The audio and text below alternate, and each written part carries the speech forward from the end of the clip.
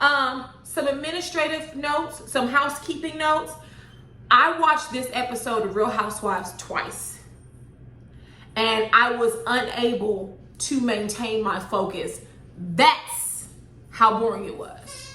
So, I'm going to try to do better, y'all. I'm going to try to give you energy and flair, but to be honest, I don't have it. Plus, long time no see, right? Hey, welcome. Gather around, welcome back. Long time no see. Last weekend, I was busy from like Friday at 3 p.m. till Monday morning at 1 a.m.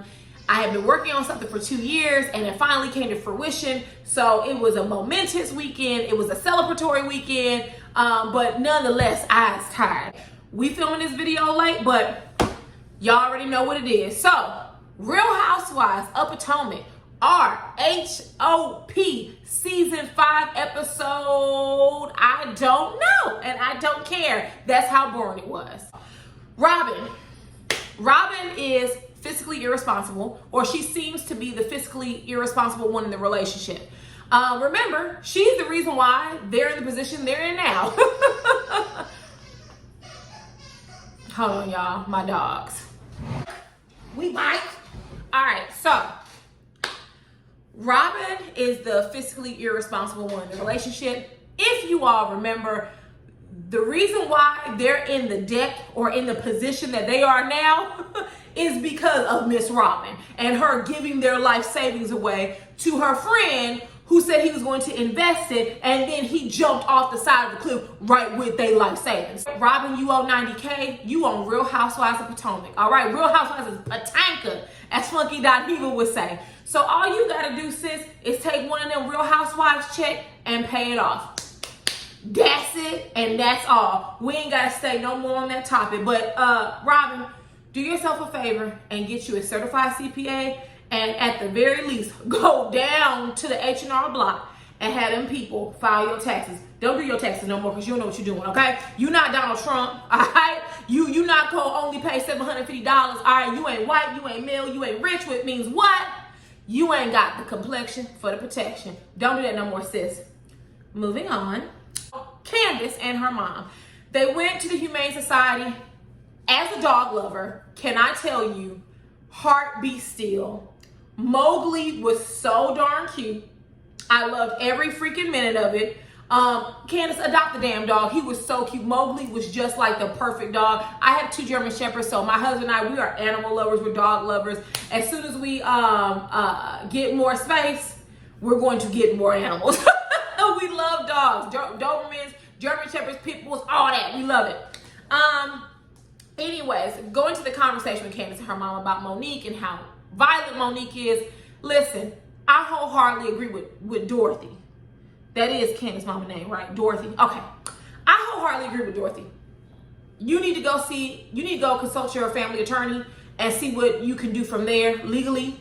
But Candice's mama, you sure enough is a hypocrite, because you have been emotionally and mentally manipulative and abusive to Candice and her siblings, or her sibling, her sister. You have been physically violent with Candice, right? Weren't you the one who took your clutch and knocked her upside of her head? Like, I just feel like you can't ask questions like, who would say something like that? Who would say they want to kill somebody? You, mama, that's who. So, I mean, I agree with Candice's mom, but she get the knee leaks hand. She get the by hand, because mama, you are very violent too, and you have been manipulative and emotionally manipulative to Candice. But I understand we ain't focusing on her. But last season, y'all, had I been doing YouTube last season, y'all would have hated me. I couldn't stand Miss Dorothy, and still can't. I don't know what person in their right mind would have her as a therapist, okay? Because she needs some therapy, some psychotherapy, all right? But Candice's mother is right. Go consult the attorney and see what you can pursue legally from there. Moving on to what dominated the majority of this episode and was a fucking snooze fest, girl. So Karen, Giselle, and Ashley. Karen is being honored in her hometown. She's having a parade, yada, yada, yada. A note to Bravo, not that you would see my video, but hey, if you happen to stumble across it, right? It was very difficult for me to watch this episode because Giselle, Karen and Ashley would never normally hang out together. They're not friends in real life. So Giselle and Ashley making all these condescending comments, being very denigrating, being very rude and disrespectful. You know, Giselle on her classes-ish again, talking about she just pictured the whole town wearing overalls, you know. And Karen, girl, I'm not Karen. And Giselle, girl, you can't talk about nobody considering the last episode. Y'all go back and watch it. I meant to put it in my video, my recap and review and my critical analysis, but go back and watch it. Giselle still gets her tracks glued in. So you all this fancy, you all this Miss I have money, but you still get tracks glued in? No, man. Go back to the episode. It's when she was talking to Monique. She's sitting down. You know her hair is like this blondish color. There was a track showing, and there was black stuff surrounding it. And also, as someone who used to wear glued in weave in high school, okay, I know that when you on your last leg of that glued in weave, and you keep adding glue so it can stick to your sides because you sweat right there to keep coming off. That's what was going on. Go back and look at it.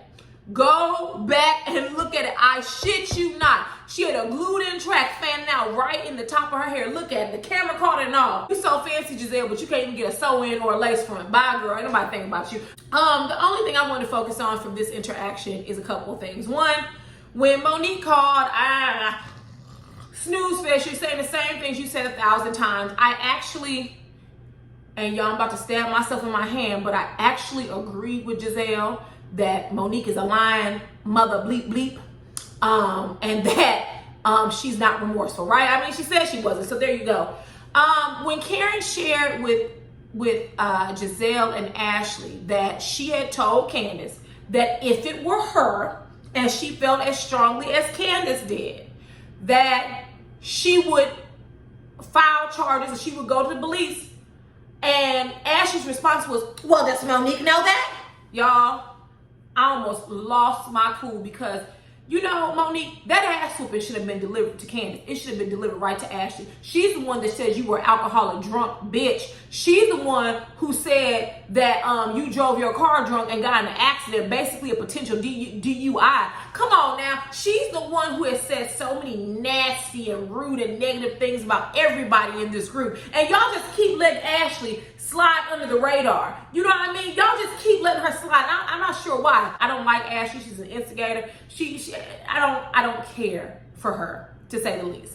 So, right, she's a liar and she's an instigator, and I'm not sure why she slides up under the radar. I have no clue why, but I think my spidey senses go off about why she slides under the radar, but I'm not gonna say it yet. I'm gonna hold it, but I think my spidey senses go off the reason why she's able to talk about folks and slide and not get her ass whooped like Candice did. But anyway, Karen, when Candice asked you, or not Candice, when Ashley asked you, does Monique know about that? The answer you gave her was wrong, right? Because the answer you gave was, oh, well, if she doesn't know, I'll make sure I tell her. Or I thought I told her, if I didn't, I'm going to tell her. Honey, you should have said, no, Monique doesn't know because I didn't tell her that. Now, why don't you trollop along and go run your mouth like you usually do? Don't threaten me, because that's a thinly veiled threat. Does Monique? No, she don't. So why don't you run along and tell her? You damn rat. You and your rat mama. Go along and tell her. Since you tell everything else, Ashley, tell her I said that you could tell her. Right? You answered that all wrong, Karen. Here's how I feel about this. I don't feel that Karen is fake. I feel that Karen is caught in between two people that she considers friends. I've been there. One person talks about person A, talks about person B talks about person A, and you're stuck in the middle. You're trying to reason with both, but yet you're trying to level with both, right? You're trying to be like, listen, I understand. Yeah, she can do this a little too much. Listen, I understand. Yeah, she trip out a little too much. You end up inadvertently talking about the other person, okay? You don't mean to. But Karen, what I will say is what you should have done at your house. You should have said, and let me say this, let me back up. Karen did reprimand her. She did say she was wrong multiple times. She said that as many times these ladies have came for me, I have never put my hands on them. You were out of order. Karen absolutely, unequivocally said that Monique was wrong to her face several times. Where you kind of went wrong at, Karen, is that when she was at your house, you should have told her, listen, I'm gonna be honest with you. I was talking to Candice. And Candice, was talking about filing charges. And I told her, if you feel as strongly as that, then maybe you should file charges, right? That's what I told her, because if it was me, I would go to the police. Do I think Karen is fake? The answer is no. I think sometimes, especially when you're caught in the middle, you're bound to say something to person A that you didn't say to person B, and vice versa. But I don't feel like it's no big thing. I think Candice is about to make a big thing out of it, which I just want to let y'all know, y'all Candice lovers, I'm a light into her ass too. All right? Because I can see it coming from a mile away. I am an ecumenical abuser, okay? If someone's right, I will say they're right. If they're wrong, I'm going to say they're wrong. I don't have no faves on Real Housewives of Potomac, so anybody can get it at any what time, all right?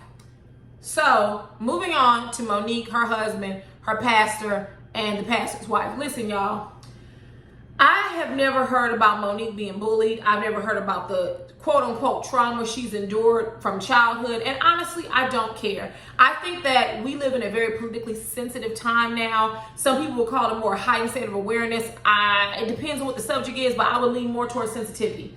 Just because you have trauma from a child does not give you carte blanche to go around and beating people on their heads. And here's the thing, there are people who have endured trauma. There are people who are still working through their trauma. I don't believe Monique is one of them. I'm going to tell y'all what happened. I'm going to try to sum it up because on my phone it's 13:21. And what did I say? What did I say, family? I said 15 minutes. All right. So here's what happened, or here's what my interpretation of how Monique is feeling in this moment and why she's feeling that way, right? So if you guys roll back to last season, season 4, Candice is not a crowd and was not a crowd favorite. All of my friends hate Candice.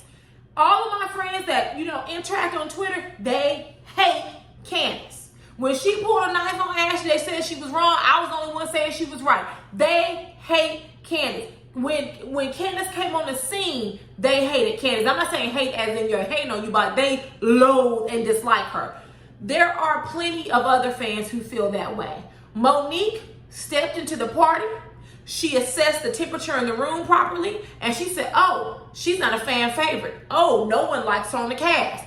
All right, so when I wild out on this girl, everybody gonna be dusting my shoulders off and pat me on the back because I did what everybody wanted to do. The fans can't stand her, the cast can't stand her, so guess what? I'm a wild out on her, and once I do, I'm gonna be, what they used to do back in the day, Monique for king, all right? Ain't nobody gonna be mad. They're all gonna be on my side, and we just gonna usher Candice out of the Real Housewives of Potomac. I honestly feel that's what Monique thought. I think she thought that everyone was going to be on her side, or when I say everyone, the majority of people. I think she thought the viewership would be on her side because most people do not like Candice. They don't. She is not a fan favorite by far. And I think that all of that combined with Monique being upset with Charisse and Giselle and her friend Gigi, Candice was the easy target. She was the easy way out, and so she took it. And I don't think she thought she was going to get backlash. That's why when she was like, yeah, and I do it again. In her mind, she's like, wait a minute. I thought y'all didn't like Candice. Wait a minute. Y'all don't like Candice.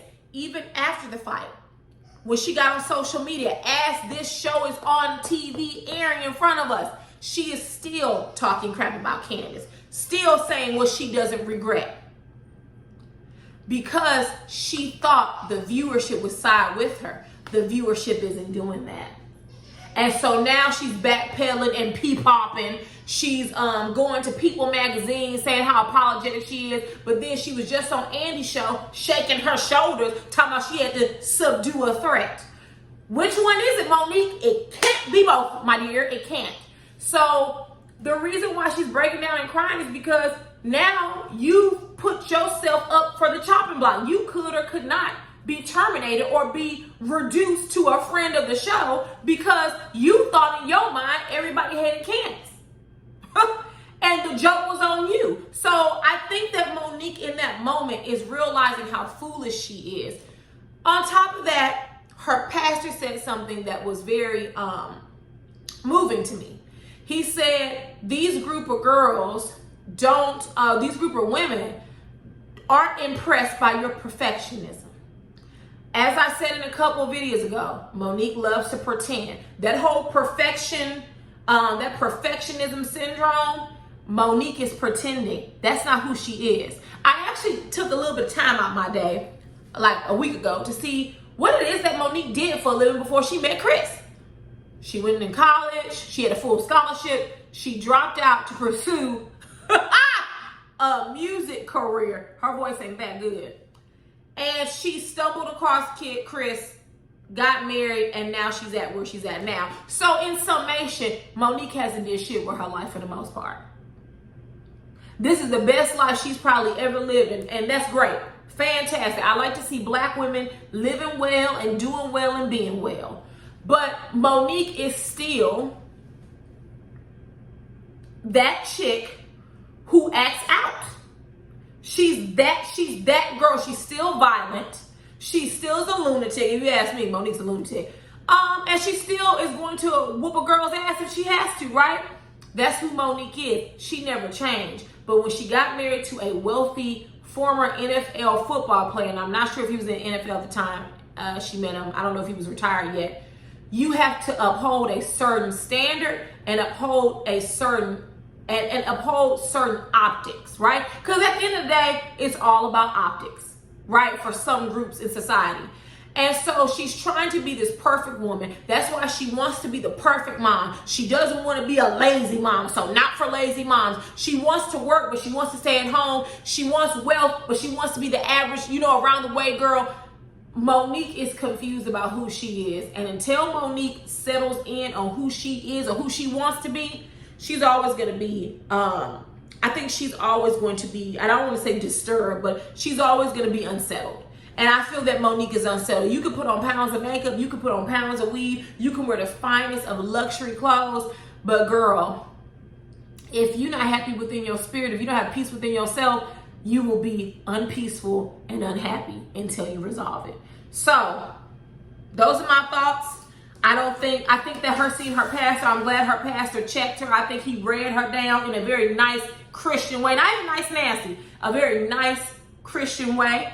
But after you see your pastor, Monique, you need to go see a therapist. Because if you're saying you have childhood trauma and you've known that and it's gone unchecked for this long, you got a goddamn issue. So, y'all, that's it. I'm sorry if this video, well, no, I'm not sorry if it wasn't all that. They didn't give me much to work with. But we're going to see what it moves into. It looks like we're up for an exciting season ahead. So hopefully, the episode in a few days, because I'm late, I'm going to say next week, the episode on Sunday is not born. But I will see you all shortly. I may film a video on Saturday about Tamar. I may not. Tamar works my nerves, y'all. So I have to be calm for that one. Tamar works my nerves. So, anyways, you all have a good rest of your evening and good rest of your day whenever you are watching this. So I've popped in and I'm going to go ahead and pop on out. I will see y'all later.